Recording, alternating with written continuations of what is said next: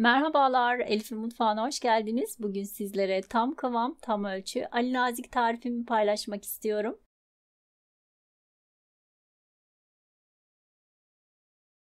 Öncelikle 1 kilo kadar patlıcanım var. Bakın yeşil kısımlarını koparıyorum. Yıkayarak fırın tepsisinin içerisine alalım. Çatalla birkaç yerinden delikler atalım. Ve 250 derecelik fırında közlenmeye bırakalım. Yaklaşık yarım saatte alt kısımları közlendi. Çevirelim. Ve diğer taraflarını da tekrardan közlenmeye bırakalım. Her iki tarafta közlenen patlıcanları bir kabın içerisine alıyorum. Bir poşetin içerisine de alabilirsiniz. Kolay soyulmaları için bu şekilde 10-15 dakika kadar kapağını kapatarak bekletelim.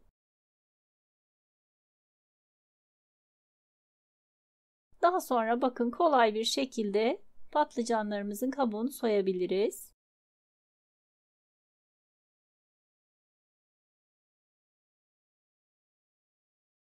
İncecik olacak şekilde kıyalım.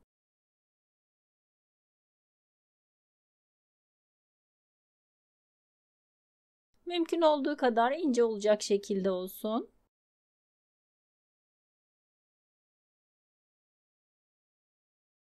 Ben bu şekilde uğraşmak istemiyorum derseniz rondodan da geçirebilirsiniz.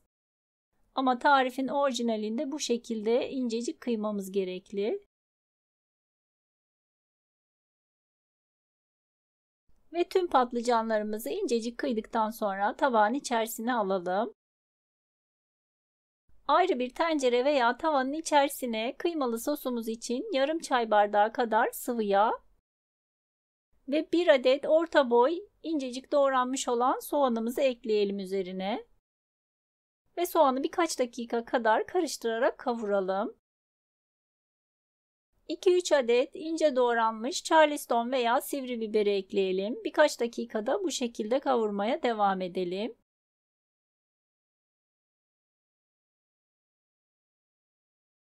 Ve üzerine 300 gram kadar kıyma ekleyelim. Kıymamız topak topak olmasın diye rengi dönene dek güzelce karıştıralım ki topaklanma olmasın. Bir süre sonra kıymamız suyunu salacak ve salmış olduğu suyu tekrardan çekene dek kavurmaya devam edelim. Daha sonra üzerine 1 adet orta boy domatesin kabuklarını soyarak küp küp doğrayalım ve üzerine ekleyelim. Üzerine yeteri kadar tuz, karabiber ve pul biber ekleyelim. Daha sonra tenceremizin kapağını kapatalım ve kısık ateşte 5-6 dakika kadar pişmeye bırakalım. Ve 5-6 dakikanın sonunda kıymalı harcımız hazır. Ocaktan alabiliriz. Ve kıyılmış patlıcanlarımızın üzerine 4-5 yemek kaşığı kadar süzme yoğurt ekledim. 2-3 diş kadar rendelenmiş sarımsak ekledim ve yeteri kadar tuzunu ekliyorum. Bu aşamayı kamera çekmemiş, kusura bakmayın. Güzelce karıştırıyorum. Ve üzerine 2 yemek kaşığı da normal yoğurt ekliyorum. Tekrardan güzelce karıştıralım.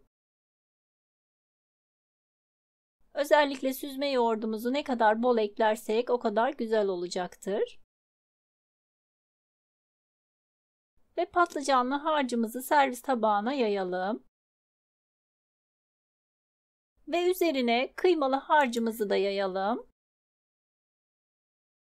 Ben üzerini kızarmış biber ve domateslerle süslemek istedim. Siz de istediğiniz gibi süsleyebilirsiniz. Daha sonra üzeri için 1 yemek kaşığı tereyağını eritelim.